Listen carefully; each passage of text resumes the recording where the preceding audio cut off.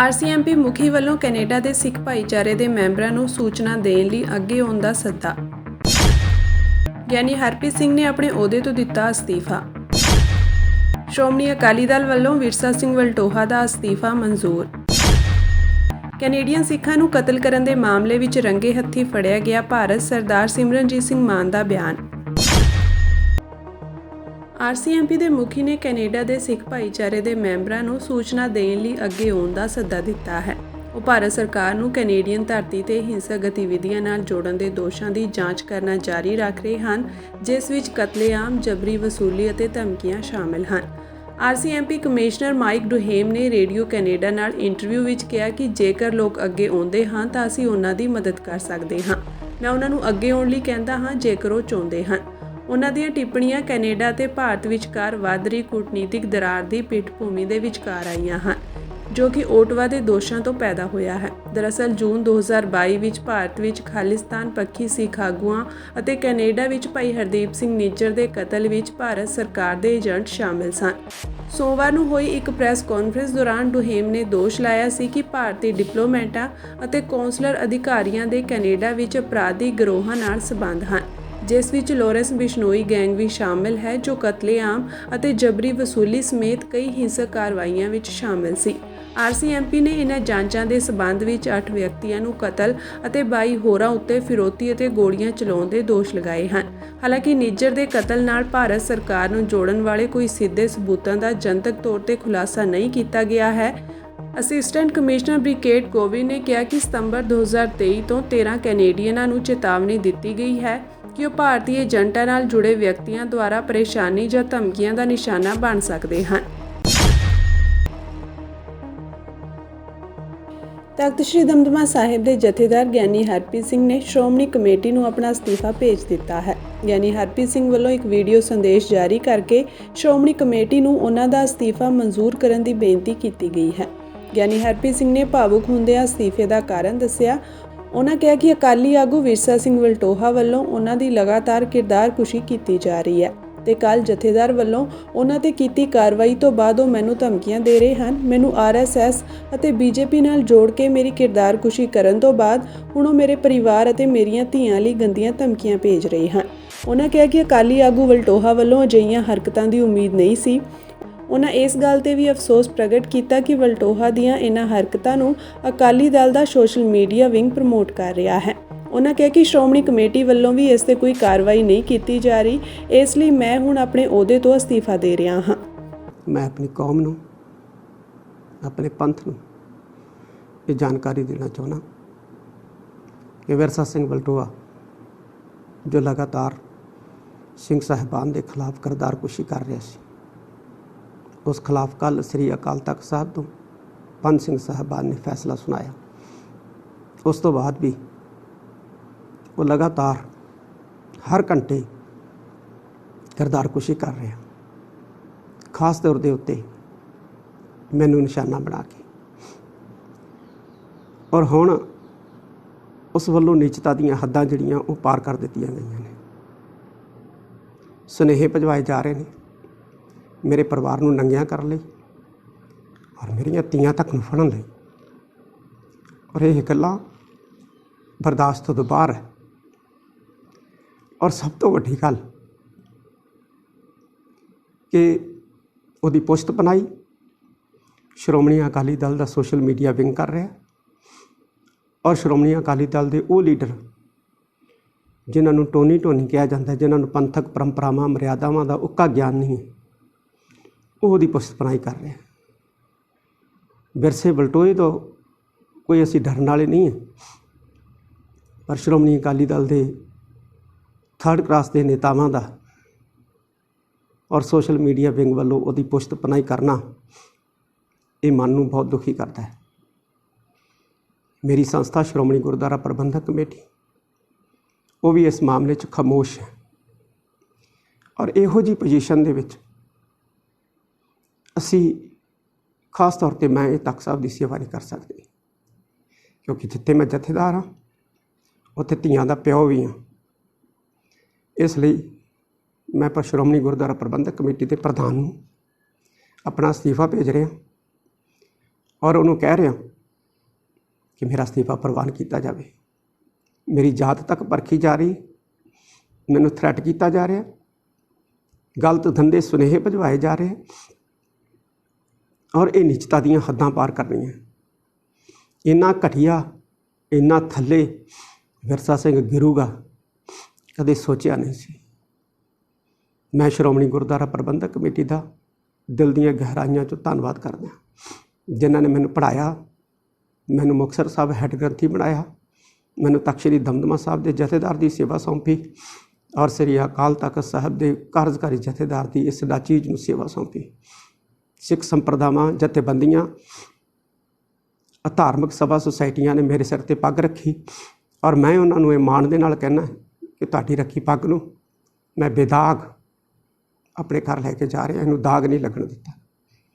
ਜਦੋਂ ਮੇਰੇ 'ਤੇ ਬੀਜੇਪੀ ਤੇ RSS ਦੇ ਦੱਲੇ ਵਰਗੇ ਇਲਜ਼ਾਮ ਲਾਉਣ ਦਾ ਜਿਹੜਾ ਨਾਪਾਕ ਕੋਸ਼ਿਸ਼ ਉਹਦੀ ਅਸਫਲ ਰਹੀ ਤੇ ਹੁਣ ਉਹ ਘਟੀਆ ਦਰਜੇ ਦੀਆਂ ਹਰਕਤਾਂ ਜਿਹੜੀਆਂ ਉਹ ਕਰ ਰਿਹਾ।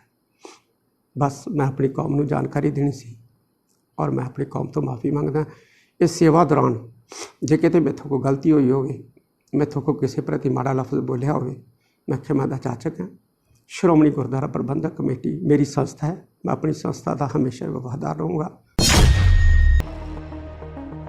ਸ਼੍ਰੋਮਣੀ ਅਕਾਲੀ ਦਲ ਦੇ ਕਾਰਜਕਾਰੀ ਪ੍ਰਧਾਨ ਬਲਵਿੰਦਰ ਸਿੰਘ ਭੁੰਦੜ ਨੇ ਵਿਰਸਾ ਸਿੰਘ ਵਲਟੋਹਾ ਦਾ ਅਸਤੀਫਾ ਮਨਜ਼ੂਰ ਕਰ ਲਿਆ ਹੈ। ਅਕਾਲੀ ਦਲ ਦੇ ਕਾਰਜਕਾਰੀ ਪ੍ਰਧਾਨ ਨੇ ਵਿਰਸਾ ਸਿੰਘ ਵਲਟੋਹਾ ਦਾ ਮੁੱਢਲੀ ਮੈਂਬਰਸ਼ਿਪ ਅਤੇ ਸ਼੍ਰੋਮਣੀ ਅਕਾਲੀ ਦਲ ਦੇ ਸਾਰੇ ਦਫ਼ਤਰਾਂ ਤੋਂ ਦਿੱਤਾ ਅਸਤੀਫਾ ਤੁਰੰਤ ਪ੍ਰਭਾਵ ਨਾਲ ਪ੍ਰਵਾਨ ਕਰ ਲਿਆ ਹੈ।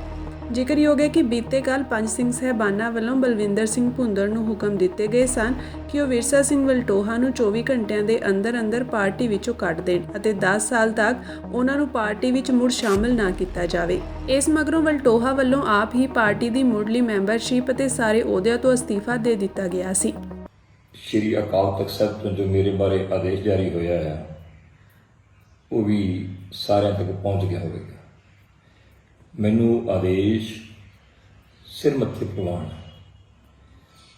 ਅਸੀਂ ਉਹ ਸ਼ਖਸ ਹੈ ਜਿਹੜੇ ਸ਼੍ਰੀ ਅਕਾਲ ਤਖ਼ਤ ਸਾਹਿਬ ਨੂੰ ਪ੍ਰਣਾਏ ਹੋਏ, ਸਿੱਖ ਮਰਿਆਦਾ ਨੂੰ, ਸਿੱਖ ਰਹੁ ਰੀਤਾਂ ਨੂੰ ਪ੍ਰਣਾਏ ਹੋਏ।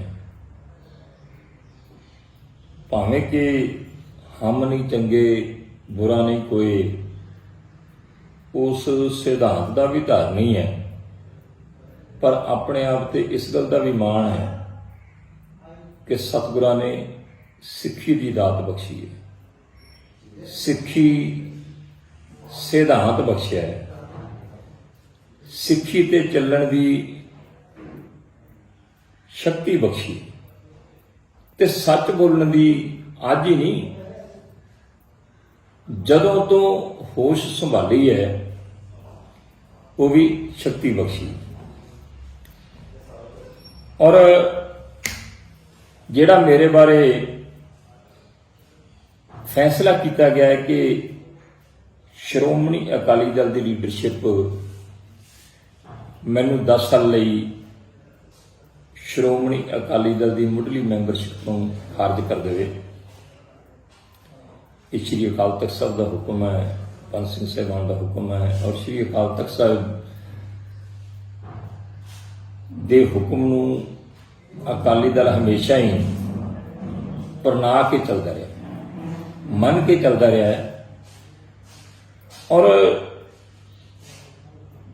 ਮੈਂ ਅੱਜ ਅਕਾਲੀ ਲੀਡਰਸ਼ਿਪ ਨੂੰ ਕਿਸੇ ਧਰਮ ਸੰਕਟ ਵਿੱਚ ਨਹੀਂ ਪਾਉਣਾ ਚਾਹੁੰਦਾ, ਕਿਉਂਕਿ ਅਕਾਲੀ ਲੀਡਰਸ਼ਿਪ ਮੈਨੂੰ ਬਹੁਤ ਪਿਆਰ ਕਰਦੀ ਹੈ, ਬਹੁਤ ਮਾਣ ਦਿੰਦੀ ਹੈ ਔਰ ਅੱਜ ਵੀ ਹੋ ਸਕਦਾ ਕਿ ਉਹਨਾਂ ਨੂੰ ਬਹੁਤ ਵੱਡੀ ਮਾਨਸਿਕ ਤੌਰ ਤੇ ਸੱਟ ਵੱਜੀ ਹੋਵੇ, ਪਰ ਸ਼੍ਰੀ ਅਕਾਲ ਤਖ਼ਤ ਸਾਹਿਬ ਦੇ ਹੁਕਮ ਨੂੰ ਉਹ ਹਮੇਸ਼ਾ ਸਵੀਕਾਰ ਕਰਨਗੇ। ਪਰ ਮੈਂ ਪਾਰਟੀ ਕੋਈ ਕਦਮ ਚੁੱਕੇ ਜਾਂ ਅਕਾਲੀ ਦਲ ਦੀ ਲੀਡਰਸ਼ਿਪ ਕੋਈ ਕਦਮ ਚੁੱਕੇ, ਉਸ ਤੋਂ ਪਹਿਲਾਂ ਮੈਂ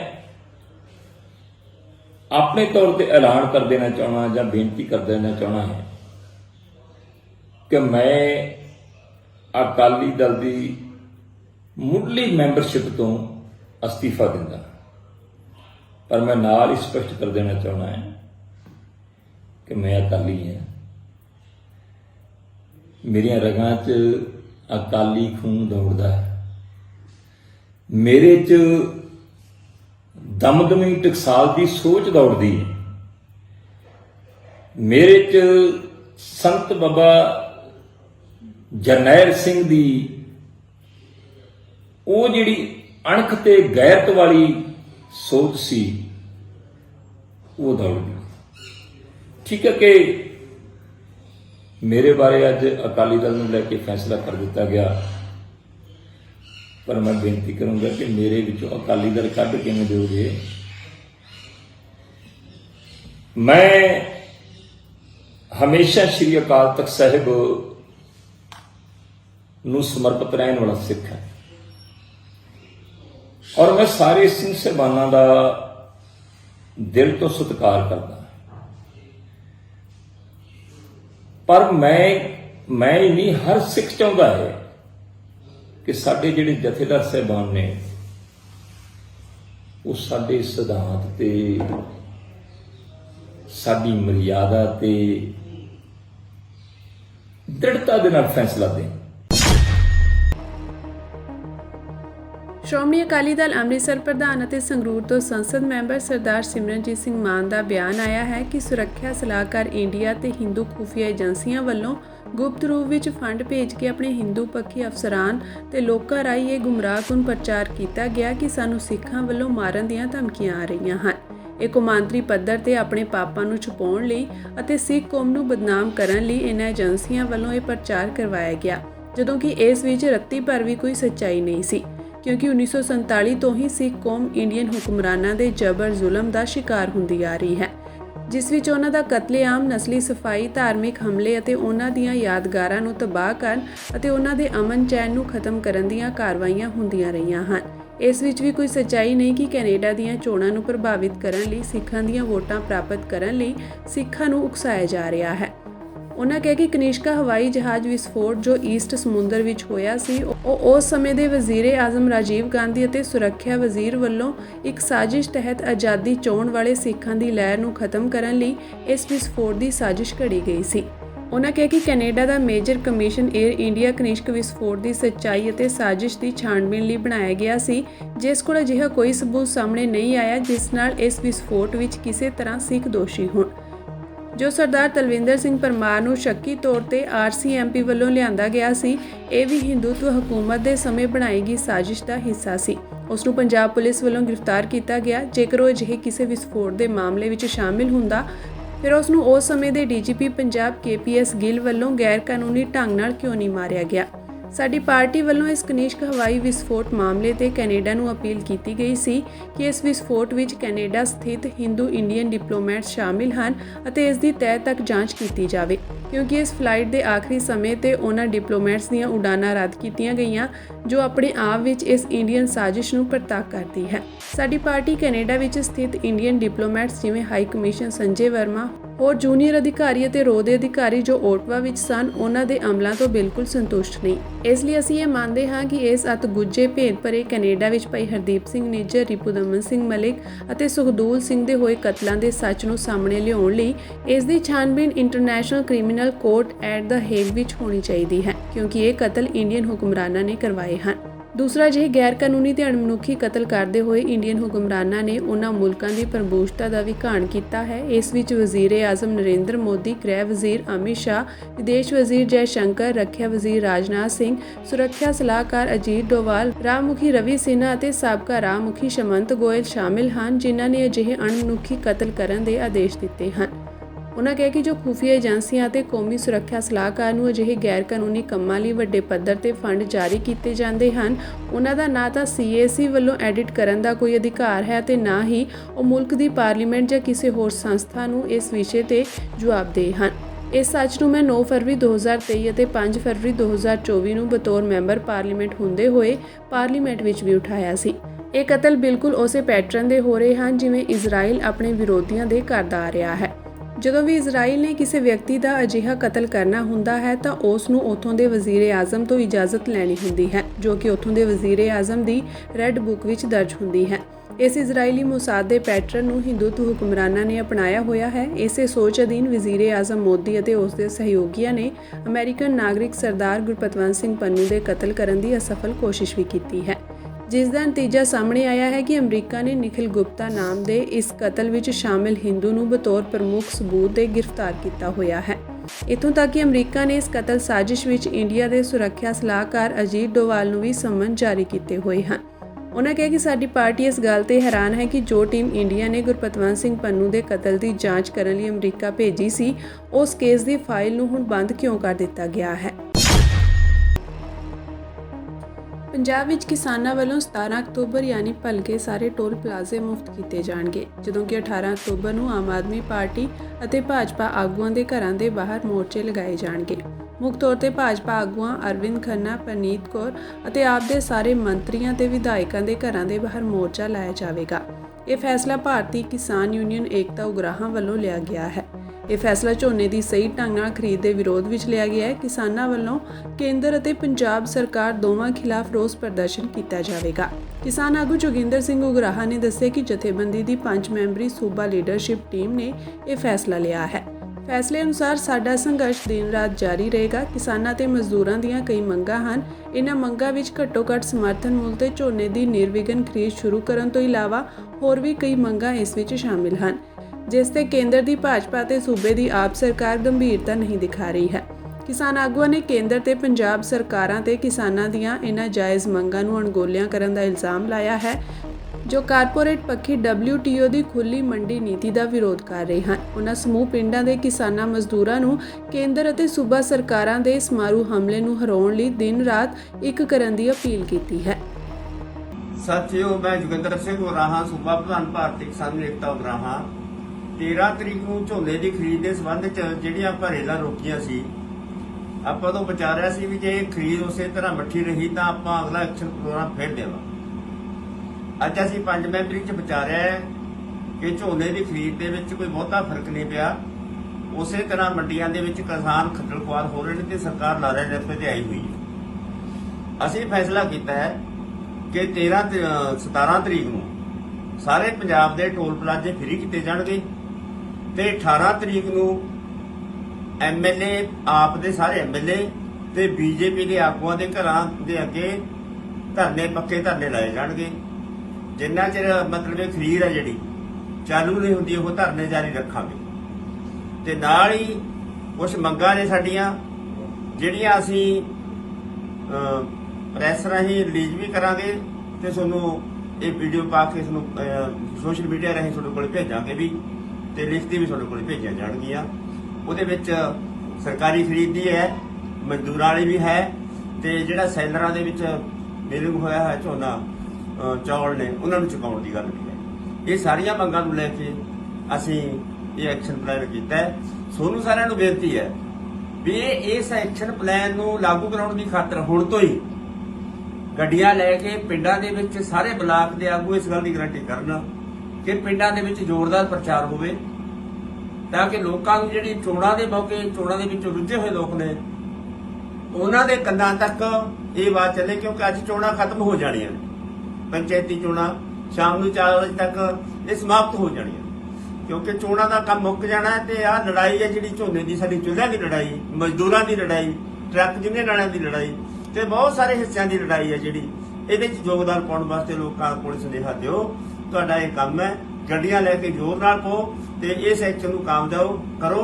ਤੇ ਬਾਕੀ ਆਉਂਦੇ ਸਮੇਂ 'ਚ ਹਾਲਤਾਂ ਮੁਤਾਬਕ ਹੋਰ ਫੈਸਲਾ ਲੈ ਕੇ ਤੁਹਾਨੂੰ ਹੋਰ ਸੁਨੇਹਾ ਦੇਵਾਂਗੇ। ਗੈਂਗਸਟਰ ਲਾਰੈਂਸ ਬਿਸ਼ਨੋਈ ਦੀ ਇੰਟਰਵਿਊ ਮਾਮਲੇ ਵਿੱਚ ਅੱਜ ਜਸਟਿਸ ਅਨੁਪਿੰਦਰ ਸਿੰਘ ਗਰੇਵਾਲ ਅਤੇ ਜਸਟਿਸ ਲਪਿਤਾ ਬੈਨਰਜੀ ਦੇ ਬੈਂਚ ਅੱਗੇ ਐਮਿਕਸ ਕਿਊਰੀ ਤਨੂ ਬੇਦੀ ਦੀ ਬੇਨਤੀ ਤੇ ਮਾਮਲੇ ਦੀ ਸੁਣਵਾਈ ਹੋਈ। ਸੁਣਵਾਈ ਦੌਰਾਨ ਪ੍ਰਬੋਧ ਕੁਮਾਰ IPS ਵੀਡੀਓ ਕਾਨਫਰੰਸ ਰਾਹੀਂ ਪੇਸ਼ ਹੋਏ। ਬੈਂਚ ਨੇ ਹੈਰਾਨੀ ਪ੍ਰਗਟ ਕਰਦੇ ਹੋਏ ਕਿਹਾ ਕਿ ਜਦੋਂ ਕਿ SIT ਨੇ ਪੂਰੀ ਤਰ੍ਹਾਂ ਜਾਂਚ ਕੀਤੀ ਸੀ, ਸਬੂਤਾਂ ਦੇ ਹਰ ਟੁਕੜੇ ਦੀ ਸਾਵਧਾਨੀ ਨਾਲ ਪਛਾਣ ਕੀਤੀ ਸੀ, ਅੰਤ ਵਿੱਚ ਇਹ ਸਿੱਟਾ ਕੱਢਿਆ ਕਿ ਕੋਈ ਅਪਰਾਧ ਨਹੀਂ ਕੀਤਾ ਗਿਆ ਸੀ।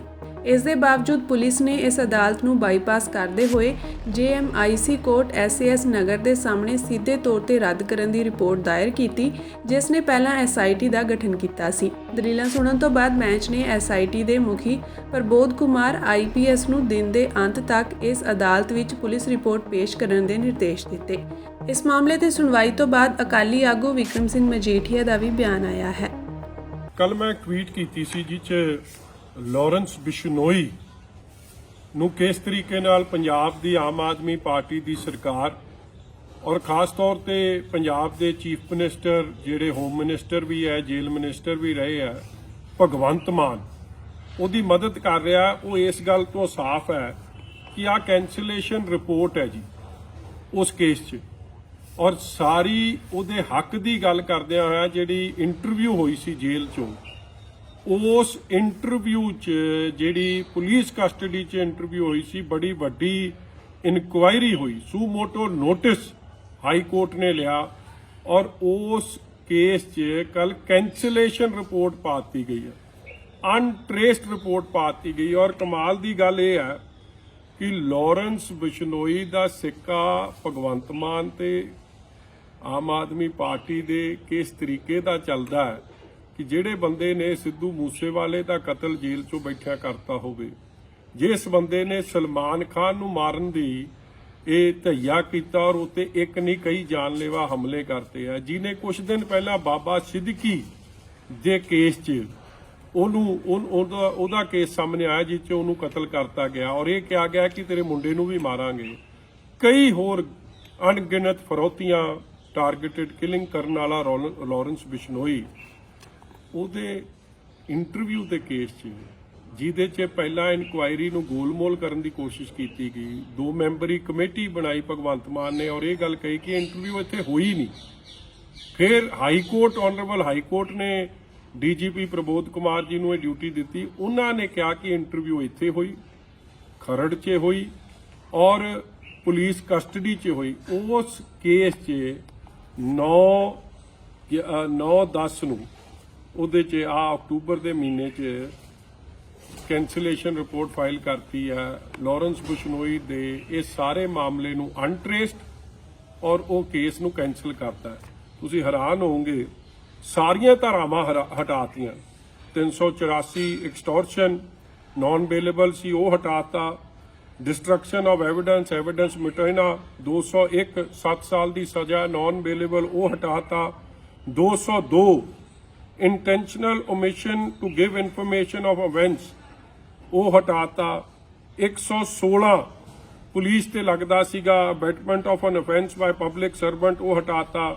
120 ਕਨਸਪੀਰੇਸੀ, ਉਹ ਹਟਾਤੀ।